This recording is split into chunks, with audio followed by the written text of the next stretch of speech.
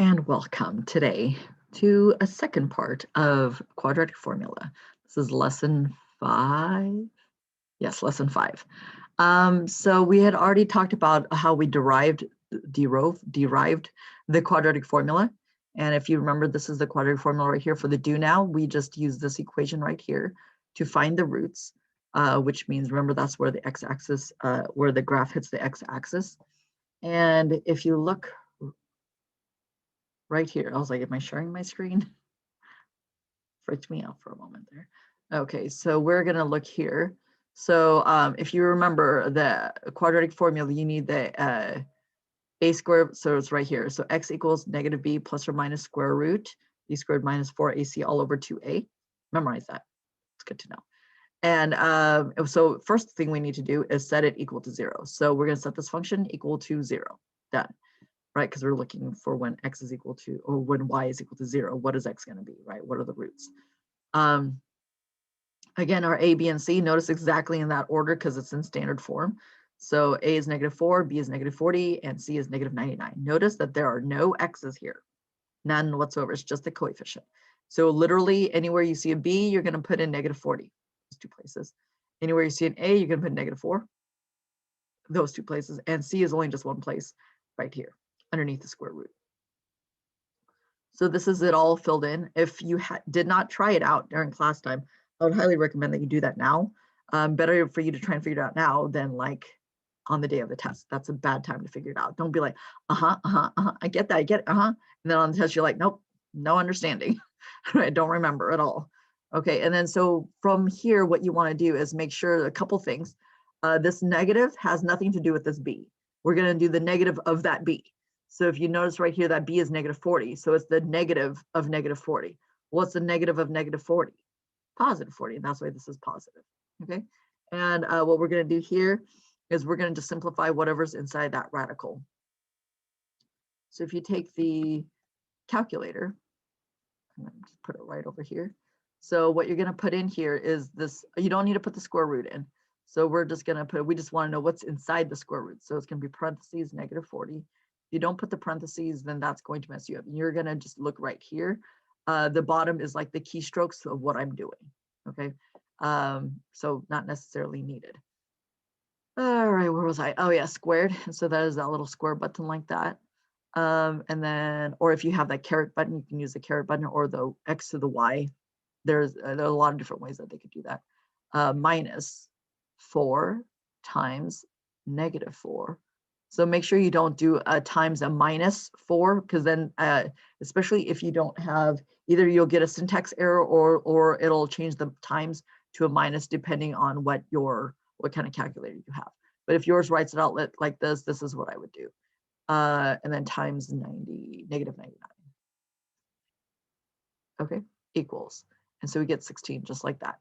I would try that on your calculator to see if you get what I get. Because sometimes one of the big mistakes is they'll put a negative right here, right? That'll make a difference.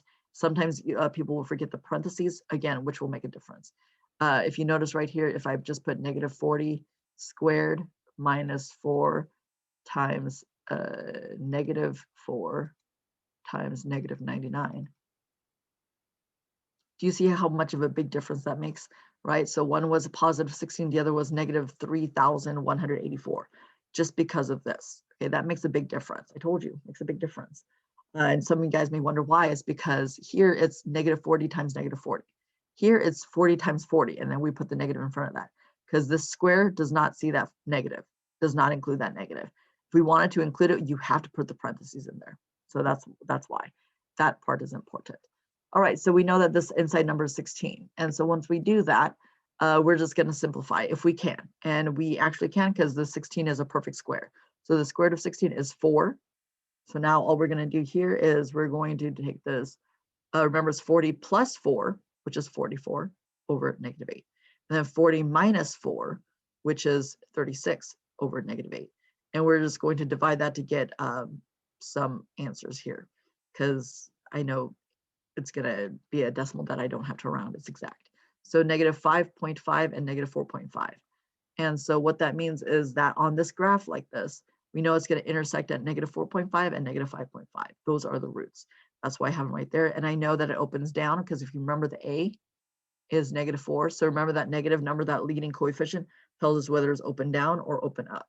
So that one is definitely negative. So it opens down like that. So we know that the vertex is going to be right there. How do we know the vertex is right there?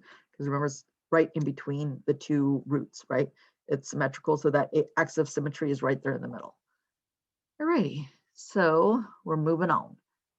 So now we had Panda's baseball team where remember they're throwing their the t-shirts. So here's the mascot. Where's my mouse?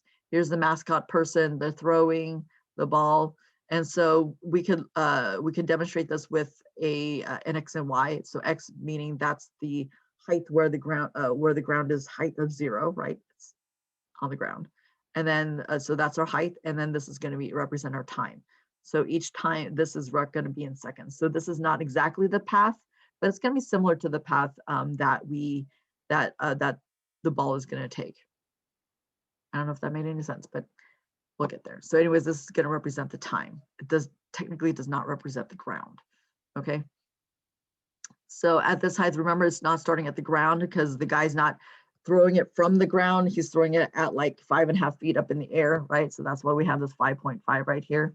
And then it's throwing it up in the air and it comes down. And when it comes down to the ground, so this is when the height of the ball is at 0, right? It's at the ground, right? And that's going to be the time where it hits the ground because we've designated that the x-axis is our time. So why does it make sense that to use a quadratic formula, right? So if you notice this pink highlighted formula, this is the formula function, right? This is not easily factorable. We could try and use the completing the square, but that's going to be kind of long because we have this coefficient of -16 here. So it doesn't look very pretty. So we're just going to use it usually we either you can factor it, and if it's not factorable, we use quadratic formula. Those are the two that we normally do. We don't usually resort to completing the square because it has to fit certain criteria to like make it nice and easy. If not, then use quadratic formula. And so again here, we just did the same thing. So my B is right here. And my A is -16. So there's my -16 right here and right here. And my C is 5.5. Remember, my C only occurs one time, just like that. And if you notice, so again, we're going to do that inside. Do it on your calculator, see if you can figure it out. So we have this 8633. That's what that's going to be.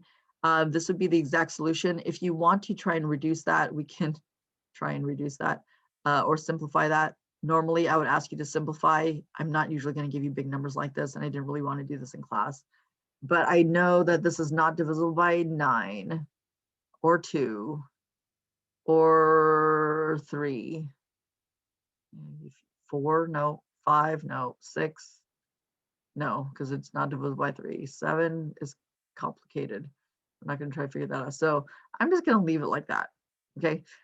We're not going to try and simplify that anymore. We'll just be okay with this.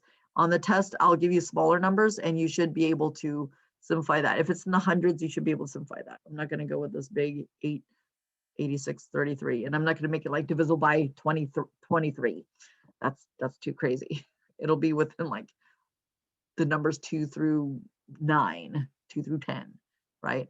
At least one of those will go in there. All right, so this is our exact solution, meaning we did not round anything. But if we want to round something, right, I would, again, try this out on your calculator, right? Put this in your calculator, and the way you would do that, let's have this out again.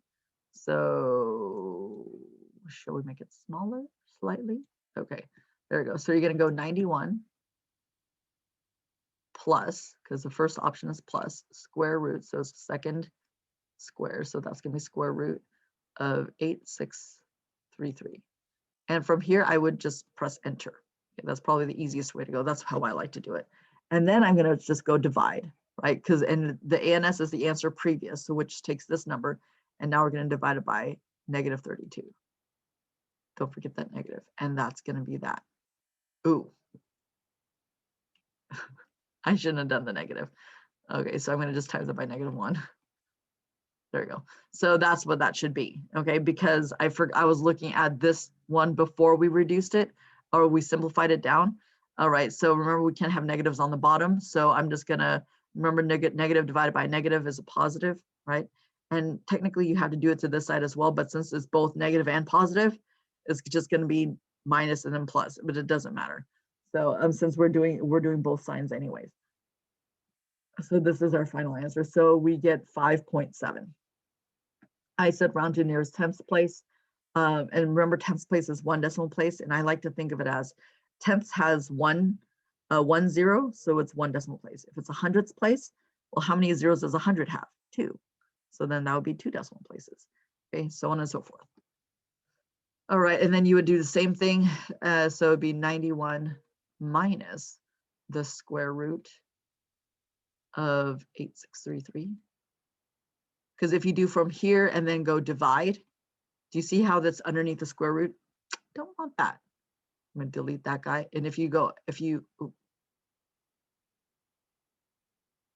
delete. Okay, and then if you try to, I'm going to try to tap out of it. And then if you go divide right here on the outside, this is not going to give you the same answer. Okay, this is divided by 32. So remember, it's just dividing the square root right here, not the whole entire thing. Okay, so this is not the right answer. See how it's 88? That's how they got 8. Somebody had gotten 88. That's how they got 88.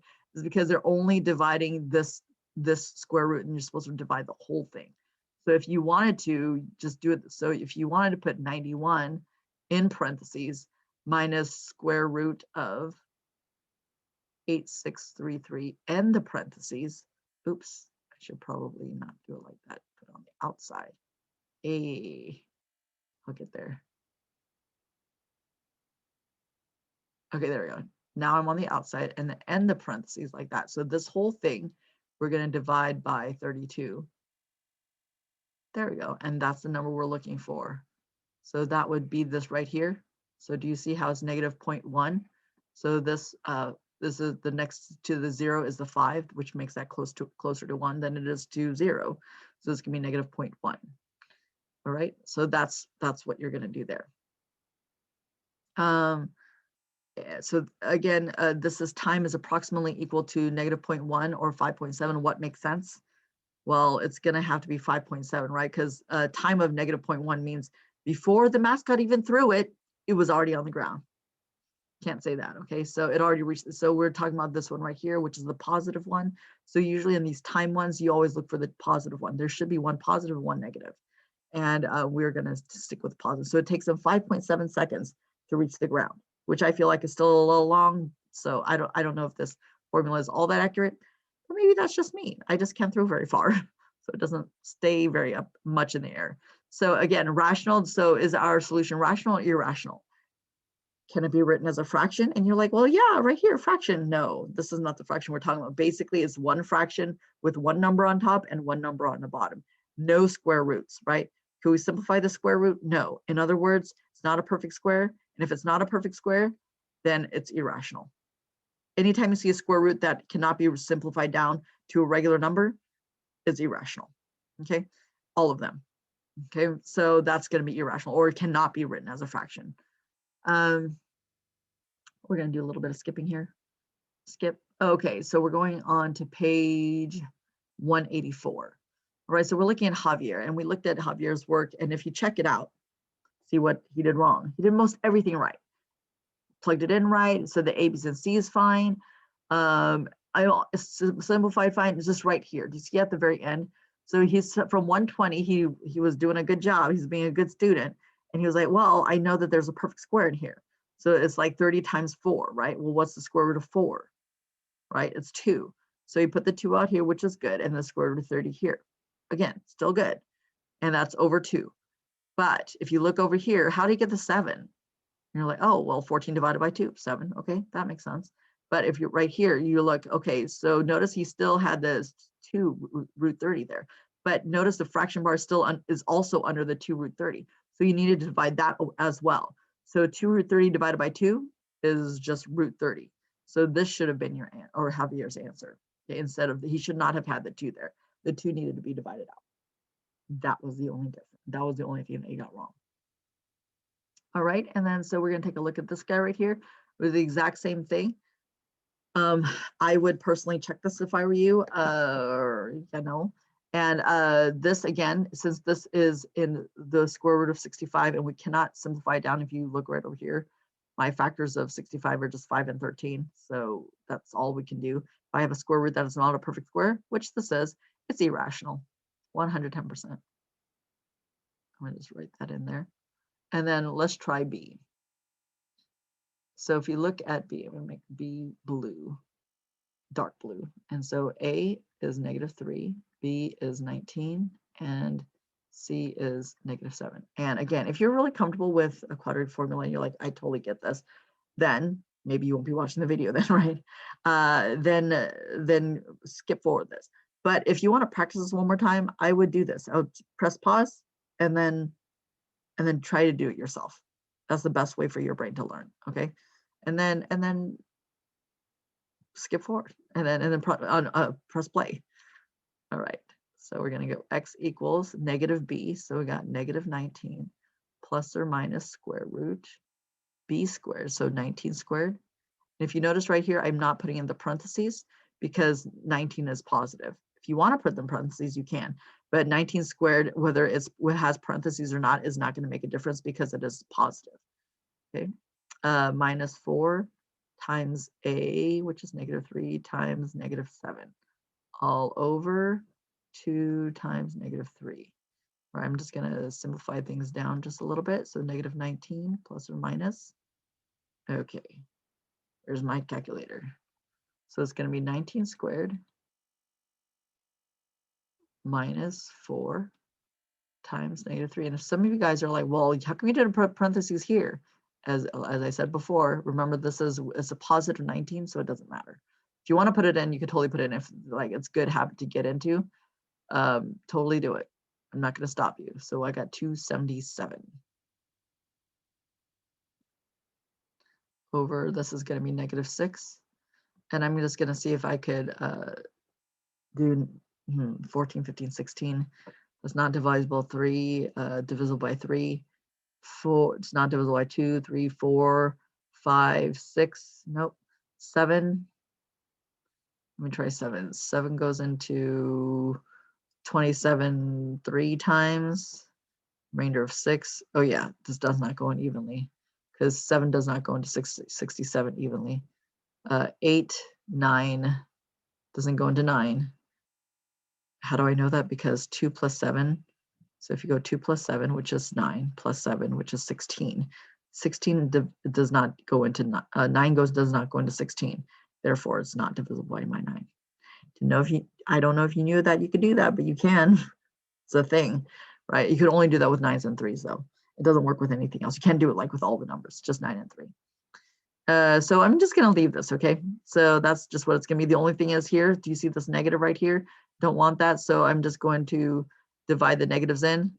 So this is going to be x is equal to 19 plus or minus square root of 277 over 6. And that'll be my exact answer. Is this rational or irrational? Definitely irrational because I have a square root in there that is not a perfect square. So we're just going to leave it at that. Okie dokies. And I said I was going to go over Lauren's mistake. So if you look right here, what is Lauren's mistake here? You got x is 1, so that's good. X is b is -7. I mean, a is 1, b is -7, c is -8. Okay, so I plugged it in right. So what's wrong with it? Do you see it? Can't have that. Did not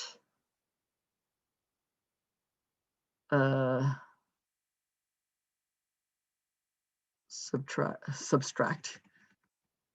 try this one more time. 3 on both sides. Both. I always write it with the E at the end. I don't know why. Sides to quadratic equal to 0. Remember, this has to equal 0. If it doesn't, we can't use quadratic formula. That's the whole condition. The condition is that it equals 0. You can't just randomly use quadratic formula when it's not even equal to 0, because remember, it's for finding roots. So it literally has to equal 0. So what do? You got to subtract 3 on both sides first. That's how, because that's how you get rid of that 3, is to subtract 3. Right now we have 0. And so what does that change? Our C is actually going to have to be negative 11. It's because negative 8 minus 3 is going to be negative 11.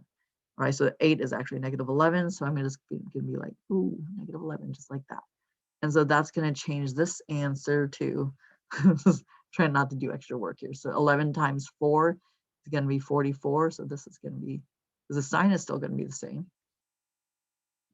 And then 44 plus 49 is going to be 893. So this is actually square root of 93. All right. Ooh, and I do know that 3 goes in there evenly. Let me just write this out first. So x is equal to 7 plus or minus square root of 93 over 2. And I'm just going to, over here, I'm going to be like, okay, I know 3 goes in there for sure. 3 goes into 9 3 times. 3 goes into 1 time. Oh, 31 is a prime number. So this is it. So that's all we got right here. So this is our solution right here. Is it rational or irrational? Definitely still irrational, because we cannot simplify down that square root of negative 3. All right. Do you have to say irrational, rational, irrational in general for like when you're solving for stuff? No, it's just for this lesson. Okay, just so that we can know if they're rational or irrational. And then we will, let's see, do some more practice, I guess. I guess we'll stop right here, and then I will, yeah, I'll stop right here. And then we can do some practice more tomorrow, and then we'll go into, you know, different kinds of roots. We'll leave it at that. All right, have a good one.